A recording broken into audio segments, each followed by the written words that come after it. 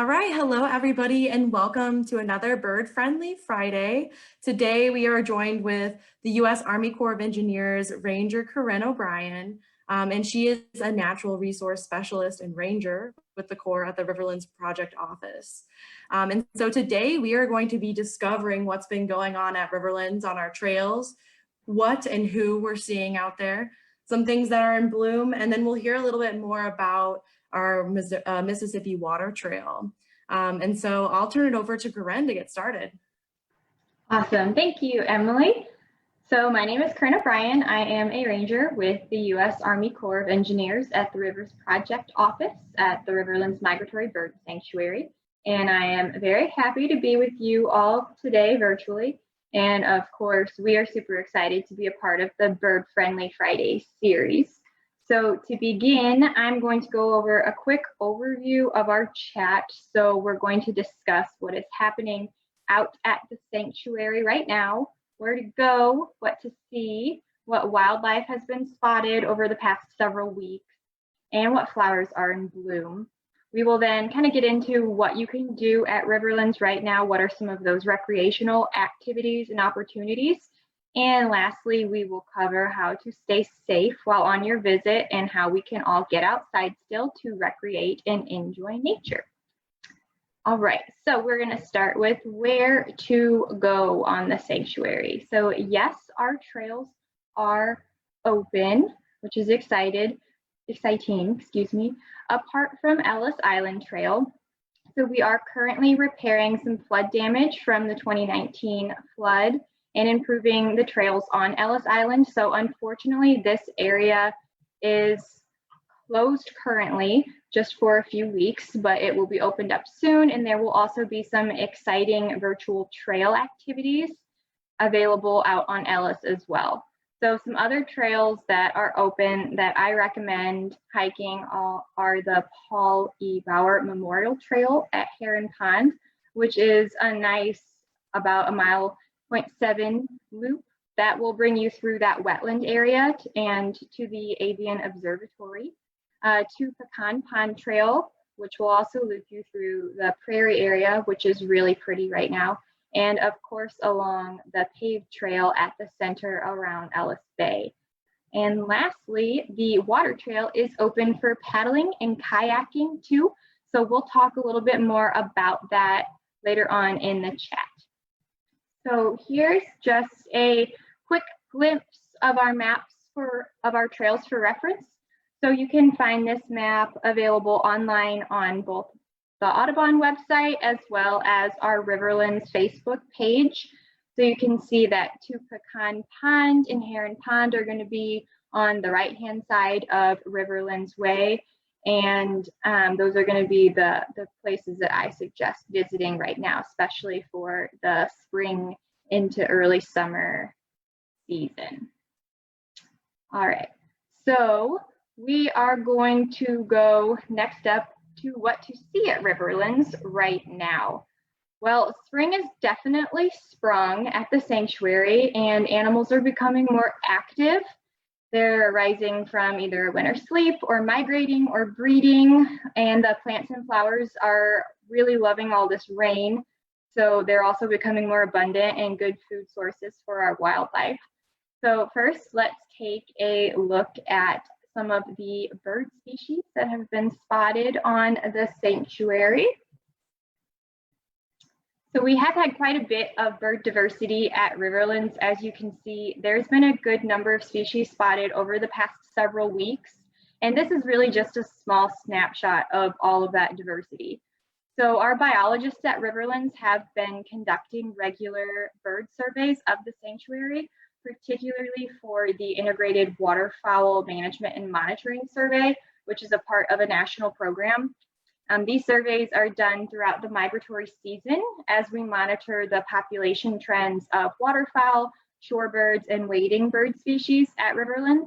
And then this data can be used for further conservation and management efforts at Riverlands. So these are some of the particular species that have been seen throughout the sanctuary. The migrating passerines or songbirds have been primarily seen kind of around the center and To Pecan Trail, the prairie area, as well as Ellis Island. I personally was able to go on a brief walk through Pecan earlier this week when the weather was not so great. I actually got rained on pretty badly, but I was able to see some buntings, orioles, and warblers, and various swallow species. So it is a really good birding time to get out and enjoy the trail. We are also in the process of partially dewatering the wetland areas around the sanctuary, and this increases the available habitat for shorebirds and for wading birds. So the water is slowly drained through a gravity flow-through system, and that exposes mud flats for those shorebirds to feed on, as they prefer the very shallow water. And the draining of the wetlands also slowly increases the diversity of flowering wetland plants that will sprout up. These plants will produce vital seeds for our migrating waterfowl next fall as they complete their migration down south. So I do have a clip of Heron Pond where many of these exciting shorebirds have been spotted over the past few weeks. Unfortunately, when I went, I didn't really see anything exciting, but it is still really nice to get out and enjoy.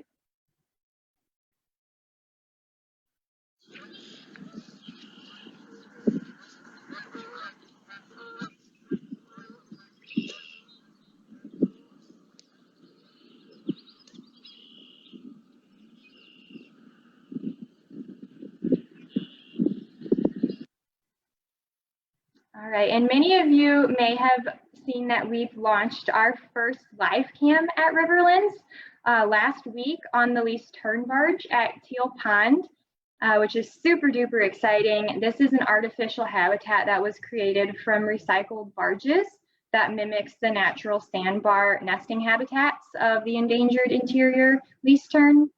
So you're now able to visit the barge virtually by going to earthcam.com, and you can just simply search TurnCam, and ours will be the very first option that will pop up, so you can tune in to see the live cam and hopefully see some nesting least terns over the next several weeks. There have already been a couple of sightings just after putting the cam up last week. All right, so we're going to take a look at what is currently in bloom at Riverlands next. So some of you might know that we do have a native garden right out front of the Rivers Project Office building in the Audubon Center, which is currently really starting to bloom with various different species of wildflowers. There is also a bit of pollinator action in this area right now as well. So this is a great spot to stop by and enjoy if you're visiting. So the first flower I'd like to kind of point out, I'll give you some tips on how to identify these, is going to be Eastern Blue Star, which is pictured at the top left. So Blue Star is a dense, more of a shrub-like perennial with those really pale blue starry flowers. And it does have simple alternating leaves on the stem. So these flowers are really fun. They're going to attract hummingbirds and butterflies. So this one is right outside of that pollinator garden. And also it is over, there's a big bunch over by the water cisterns by the little wetland area to the left of the Audubon Center, kind of where the hummingbirds do like to hang out. So the next one down is Showy Evening Primrose or Pink Ladies. So each one of these flowers has 4 broad petals and a long white stigma for collecting pollen that kind of clefts into 4 different shapes resembling an X. So these flowers are usually pretty pinkish white, and they have fine little pink lines that radiate kind of outward from that yellow center that attracts in those pollinators. You'll often see smaller bee species and butterflies around these. And so these are actually right outside of the main entrance of the Audubon Center, all sprawling all around the bird-friendly habitat there. So next down is the white flowers at the bottom of the image. These are yarrows, which are in the aster family. These were originally introduced to North America from Europe, but they've since naturalized and are quite common. So yarrows will be in bloom throughout the summer. and they'll have these little small white clustering flowers that appear in a dense bunch, just like that. They're a pretty tall flower as well. And then another aster that you might see is the lance leaf coreopsis, which is that yellow daisy-like flower to the right.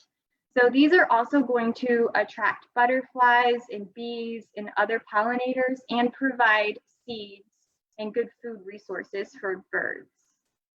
And lastly, in this area, you'll be able to see and find blue wild indigo, which is a native perennial plant.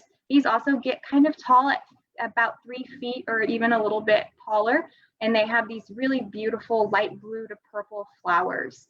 The leaves are also alternate and trifoliate, which means that they have 3 little leaflets.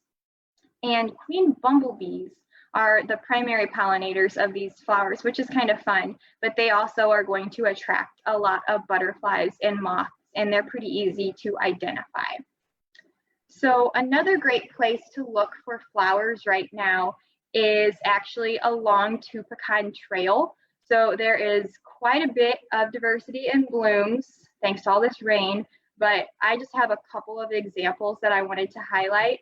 One of the main things you'll probably notice that has taken over is butterweed, which is a very prevalent yellow flower that you'll see out in the prairie area. So butterweed thrives in this wetter soil and enjoys full sun. So it can form these large colonies in disturbed areas like an agricultural field, a roadside, or in our case, our prairie restoration sites.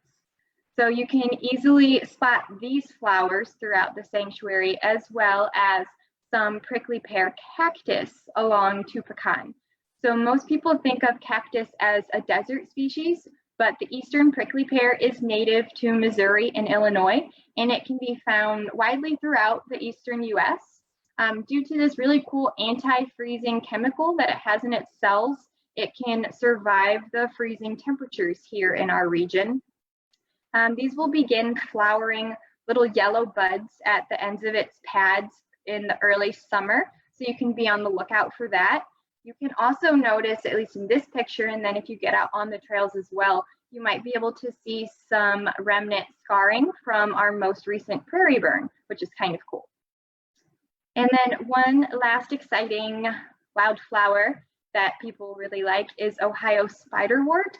So this is the violet to blue violet flowers. They usually occur in these small clusters on the top of the plant. Each flower is going to have 3 round petals, 6 of those bright yellow anthers for collecting pollen, and then a fine kind of spidery violet colored hair, a little hairy structure near the base of the flower. And so these are also frequently visited by bumblebees and then by some fly species as well. So I do have another clip of Pecan with a close-up of a different flower that you might see. But this one is not going to be butterweed. It's actually yellow sweet clover, which is used by birds as a food source and as cover.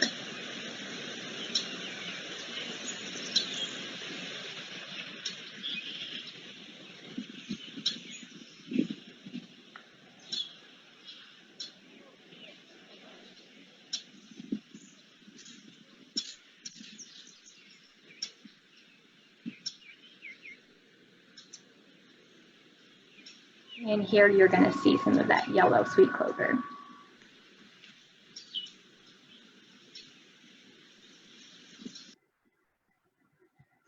All right, so next up, we are going to go to my personal favorite, which is reptiles and amphibians, or other known as herps.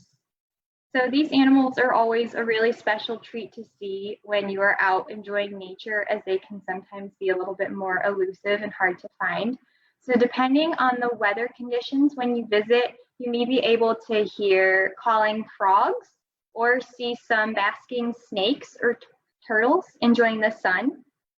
Turtles particularly like to bask around the Ellis Bay area on tree snags or on rocks.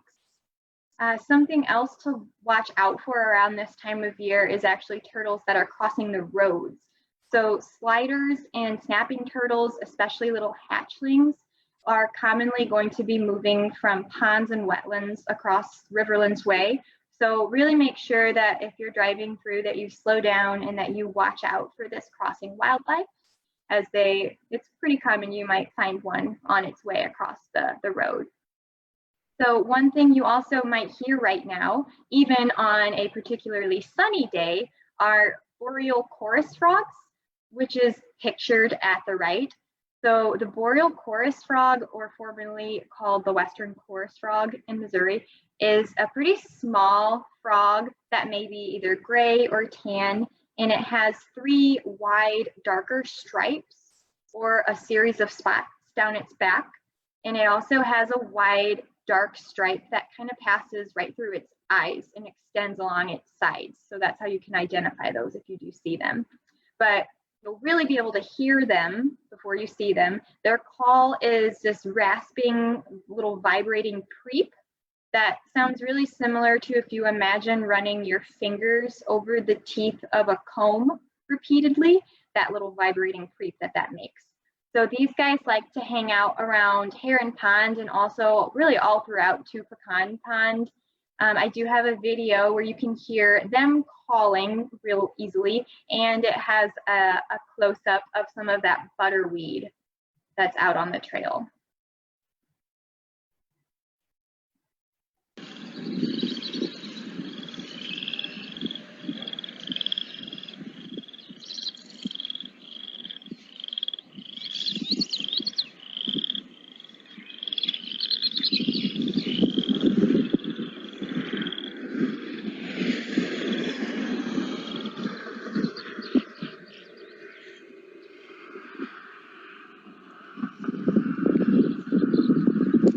You can see whenever I went out, it was a little bit rainier. I believe it was on Monday.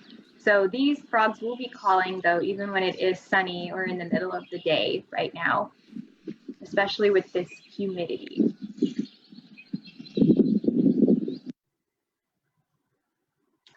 All right, so this is just one frog that you might be able to hear right now at Riverlands. It is also calling or breeding season for lots of other species like toads or cricket frogs, southern leopard frogs as well. So it's possible you could start hearing these species calling, and then also maybe some green frogs or bullfrogs down at the larger ponds like Heron Pond. So next up, we are going to go to what is there to do at Riverlands right now. Well, I have mentioned some of my personal favorite activities already. I like to just walk the trails and try to identify plants and wildlife. This is a great time to practice using a field guide or even an identification app on your smartphone. I personally really enjoy using iNaturalist to help me identify unknown plants and animals, since the photos are also used for citizen science research as well. So it's kind of a dual purpose program. This is particularly helpful in identifying plants and wildflowers, as they are super easy to photograph, they don't move, and you can study them for an extended period of time. So I personally would really recommend getting out and enjoying those trails and really trying to test yourself to learn some new species right now. Some other recreational activities obviously include birding, which has been a great hotspot out at Riverlands. You can also try out geocaching, and then fishing also is available. So you are able to fish along the banks of Ellis Bay and along the promenade at the National Great Rivers Museum on the Illinois side. And I also believe that right now that the fishing licenses are currently, you're still able to fish without them. So it is a really great time to get out and practice fishing along Ellis Bay. And another great recreational activity that you can enjoy in the Ellis area is paddling, either paddling in Ellis Bay or on the Mississippi River Water Trail. So Ellis Bay is a great area for beginning paddling, as the bay waters are relatively calm and relatively often very shallow. This is a great place to bring kids for paddling on a canoe, a kayak, or even a stand-up paddleboard. So there is a bank put in location down by the picnic pavilion, and that's for easy access to the water. This area is also circled kind of in green on the map of the Ellis Island Bay. All of that's going to be really easy paddling.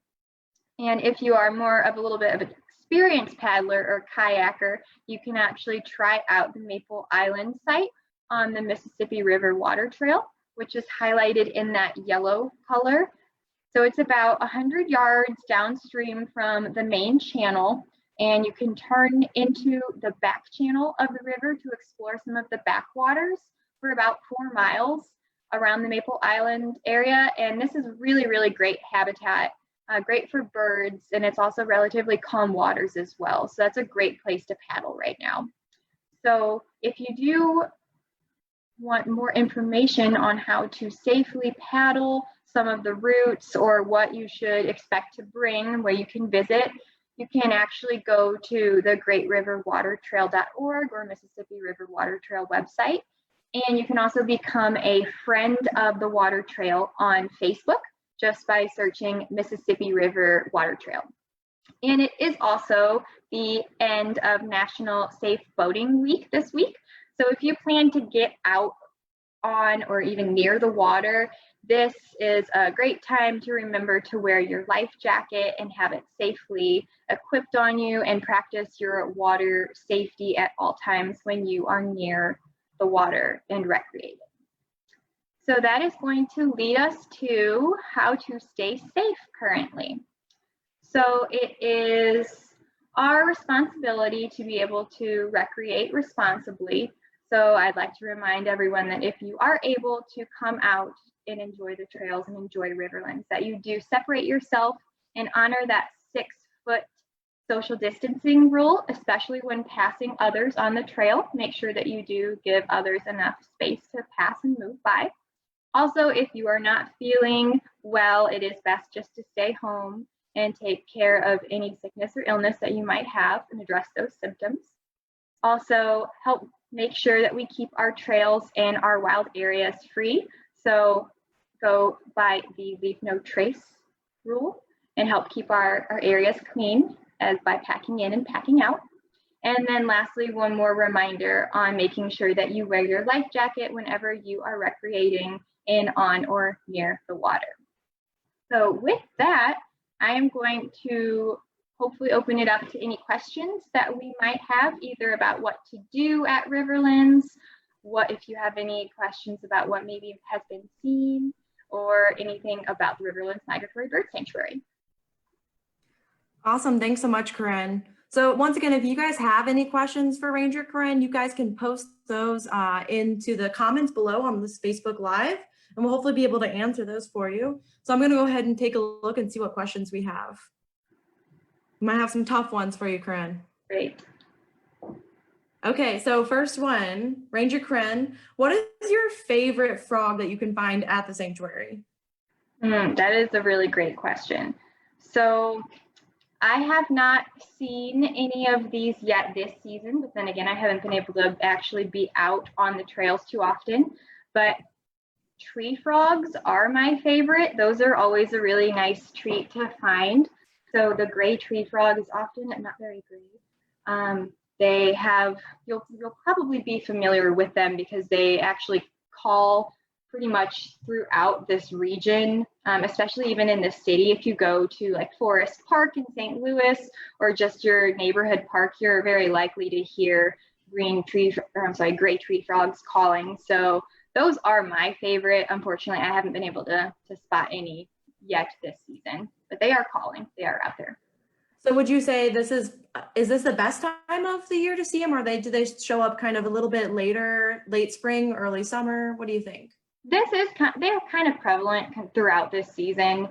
I just personally haven't encountered too many of them at Riverlands. I have found them in the past several summers, so I know they're there, but they're usually not in a super high enough population to be able to hear them in their large choruses that they typically would form in more of like a forested area. Okay, awesome. And it looks like somebody mentioned they also have gray tree frogs in their backyard too. So you can even hear them in your own backyards. Yeah. It's pretty fun. All right, so I don't see any other questions at the moment, but if you guys do have questions, you of course can post those in the comments below and we'll check on those and hopefully we'll have an answer for you if we didn't have time to get to yours today. So once again, I just wanted to thank Ranger Corrinne for an awesome presentation. I felt like I even learned a lot more about the sanctuary just now and what's out there. So thanks for that. And we just wanted to say thank you to everybody who joined us today. We're so glad that you could join this Facebook Live presentation for our Bird Friendly Fridays. And we really do hope that you have a great holiday weekend, a nice long one. And also, if you are interested in tuning in to our next Bird Friendly Friday, be sure to stay tuned on our Facebook page, and we'll be posting more information on that later. All right, thanks everybody. Have a great weekend.